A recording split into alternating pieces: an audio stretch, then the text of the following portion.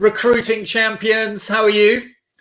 I hope you are well. What a fantastic day to be alive. Now, you can tell I got up on the right side of the bed this morning. It was early. I am sort of faking it till I make it because I'm a little bit tired. It's always weird when you wake up at 5 o'clock. I think part of the reason is my curtains aren't very good. So the light comes in, and when the light comes in, my awareness and alertness starts. So goal setting and planning. Today we are going to be talking about how do we actually organize our day, our week, our month, and how do we make sure we get done what we need to be done. Not sure if that makes sense, but you'll have to run with me on that one. The playback will tell.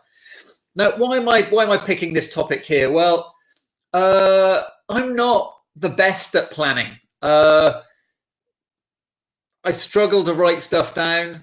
I sort of do a lot of stuff on the fly, but what it does do is that because I don't always have. Am I singing the theme tune to Friends? Well, I'll be there for you. But planning is something I find very difficult. And because I find it difficult, I end up often being very reactive. And because I'm reactive, I create quite a lot of stress for myself. Many of the recruiters that I'm working with at the moment, and I know Angela's working with and Alan's working with, are suffering from stress at the moment. And the stress is the fact that they don't necessarily know where their business is coming from, or maybe there's not enough business. They might be thinking about, when do I bring my team back from furlough? But at the same time, knowing that, like, what's going to come first? The people to pick up the vacancies, or the vacancies, are they going to get called in? Who knows? But a plan is really important because it begins the process of knowing what you've got to do to most importantly measure whether you've had success for the day. My wife is a fantastic planner. She writes out what she's got to do every single day. And so this week I am planning. I'm writing down my daily plan. And why am I doing that? Well, I've got a lot on my plate. I'm trying to get my head around all the things I've got on my plate. And so the planning process is really about me making sure that the things that need to get done are going to get done. And maybe I'll be able to sleep a little bit later. So, and the key thing about a plan is it's about making sure, and by the way, it's not that I never plan, it's just that I plan in my head. And that means things get prioritized when they happen. So, But for me, the planning this week is about feeling like I'm going to get some success. You can see I've already started writing stuff down. There's not a lot on it yet, but there is going to be more to it. The point is that as things come up, I'm going to add them to the plan. I can tick them off when they've done. So, but the key part to a plan for me is that I sort of try, when I do plan, and it's not that I've never planned, it's just that I sort of do it. It's a bit like getting fit. I sort of get fit and then I slowly get out of the habit and then I've got to get fit again. Is that I try and split my plan into two parts. I have my reactive plan, which is what do I need to get done today to make sure my desk or my business gets done. And what that's doing is that often reduces some of the immediate activities that you've got to do. But I'm not sure whether you found is that you can often spend your whole week just doing reactive stuff and get to the end of the week and feel like you haven't done anything proactive. And for me is that proactive stuff is really about the things that are going to have a long-term benefit. And so for a recruiter, proactive activity would be calling candidates that aren't looking at the moment, calling candidate profiles that you know you're going to have jobs for that you don't necessarily have vacancies for today. Business development often fits into a proactive category for recruiters because the reactive stuff, just running the vacancies that you've got, can fill your days. But if we don't do the proactive things, eventually we're going to find out that we're not really where we're needing to be. And so we've got to try and work out a balance. So my proactive goals for the week is to begin to transition people into the new recruiting gym. From the 1st of July, we're moving platforms, and we're asking everyone to move from where we are at the moment to the new place. And the idea being is that it's a place that we can stream our events. We can run more structured training programs that we can't at the moment. And most importantly, it's for managers to be able to track the learning that their teams are doing on a day-to-day basis. That's really important to us. We might even be able to do a certificate or two when I manage to do some proactive things. Now, we got some suggestions here. So Sarah said her team has daily planners, and at the top they've got the 3 key priorities to achieve to keep front of mind. Eat the frog. So I guess that's about Eat the Frog is the book, which is about basically do your most difficult things first. It's a bit like when I eat a meal and there's things that I don't like. I eat all the things that I don't like first, because then it's out of the way, and then I can just get on with the meal that I enjoy. But you're right. You've got to pick the bit of your day where you're most productive and start on some of those difficult things. Starting the day with business development. One of the things I used to do when I was planned is we used to do this thing called 8 to 8. So we used to start at 8 o'clock in the morning. And when we got in at 8 o'clock in the morning, we would have 8 phone calls of people that we needed to speak to before 9 o'clock. And so whilst our PCs were spending ages logging in, we'd have a name and a phone number, and it was written down, it was on our keyboards, and we could get on the phone straight away. And we'd have that famous song from 808 State playing in the background. I think it's like, that is, I don't think anyone would be able to identify that. But the point is that we had something in our plan that means we could get on with what we needed to do every day.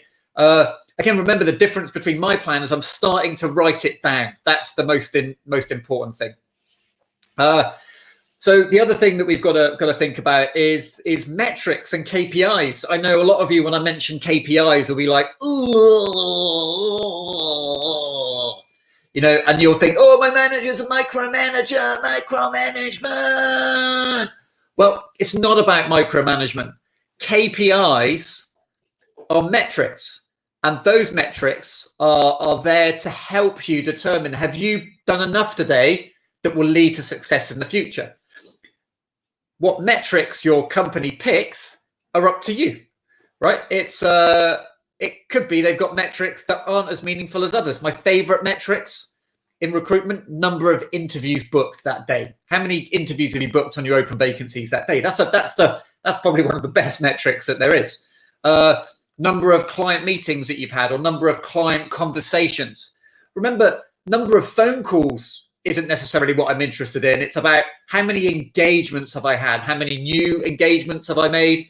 How many of my active clients? So you've got to pick the metrics that are important to you. But part of the plan is to give yourself something that you can measure at the end of the week. I have been successful. I have been successful. That's what we're trying to. We're trying to get to. And what we're trying to be successful at the moment is we are trying to start promoting our courses more effectively. Now, the course I've just put a link in there is for our leadership and management program. Now, in our leadership and management program, our month this month is on business planning. Angela's working with the participants of the course to help them build their 60, 90 and 180 day plan. Now, normally we do an annual planning process as part of our leadership program, but really there's so much up in the air at the moment. We're focusing on the next 3 to 6 months. But do you have a plan? Have you rewritten your plan? Have you got a plan for the end of the year? Have you got a plan for this week? The key is, do you know what you're going to measure success by? Metrics are good. Another key component of a successful plan is accountability. And accountability is about telling people what you're going to achieve,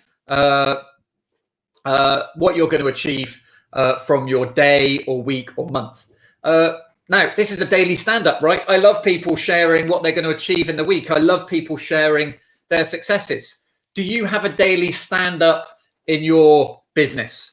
I am a massive fan of that morning meeting, and it sort of seems to have fallen out of favor in recruitment. And I think one of the reasons is too many morning meetings end up becoming a pipeline meeting, which is you talk about every vacancy and it becomes really dull and it goes on, especially if it's virtual and you've got someone in your team and they're going through like 15 vacancies that are the same vacancy as yesterday.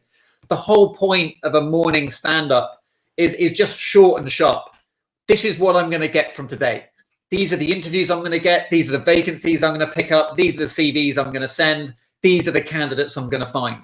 It's about shared accountability for getting what you need to get from the day. That is what a daily stand-up is all about. And I based myself out of a software company's offices a couple of years ago, and they had their daily stand-up, and it was just like that. It was no different than a sales stand-up. It was basically, this is what I'm going to get on. This is where I'm having trouble. If anyone would like to help me. And then they sat down and then they went into their jobs. No one was complaining about it being micromanagement or being held accountable to too much detail. Ultimately, your manager's job is to help manage your performance. Performance management is not something that happens when you're about to get fired. Everything your manager does is performance management because they're trying to help you achieve more. It's no different than when you have a personal trainer. They're not there to try and kill you, although it might feel like it. What they're there is to try and help you achieve your goals. And that's what we've got to look at is one of the things I think we've got to change our mindset on in recruitment around performance management is everything we do is about managing performance. How can we improve our performance? The nature of recruiters is they want that independence. But if you're not getting the results that you want, you should expect someone to be offering suggestions. You should expect someone to be asking for what your plan is and what you're going to do differently in order to succeed. We're still in the middle of CV19 and life is pretty hard. What is your plan to win? What is your plan to win? Because you've got to have a plan and it's got to be proactive and it's going to involve doing more today than you did a few months ago. Now, Alan said that writing your planning notes apparently is better than typing them. I would definitely agree with that. I've tried to use all those Trello boards and that sort of stuff. I've struggled with that. Talking of Alan, what we need to do is make sure we remind everybody that Alan in a couple of weeks has his selling retainer course going live.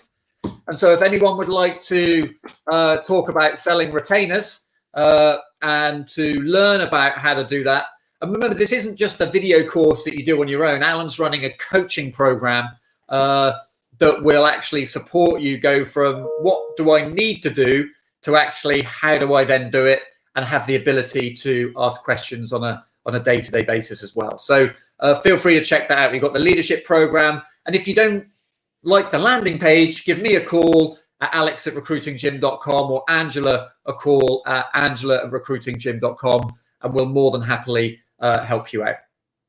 So what is your plan? Well, my plan this week, my goal this week is at the end of this week, I will be able to show you a written plan for every day of the week. That is my piece of accountability to you. And I will be here and I will show you my plans. The question for you is, what are you doing as well? Now, remember, we have webinars all the way through the week. As part of our 360 recruitment program, we've got Alan doing business development webinar tomorrow. We've got Catherine doing sourcing webinars as well. So, and we've got Angela on Friday doing leadership and management. So the daily stand-up is the short, sharp little bit of this and a little bit of that. But if you want real support in order to help you do what you need to do, check us out. We've got a business development learning zone. It's only, I think, 15 quid a month. And that means you get access to Alan and his coaching on a year's basis. And I chip in occasionally too, because I've been known to do a bit of that stuff. So goodbye, everybody. Have a fantastic day. Please be planned, because we want to be at the end of the week feeling like we've made progress and we are closer to where we want to be. Have a fantastic day, everybody. See you soon. Bye.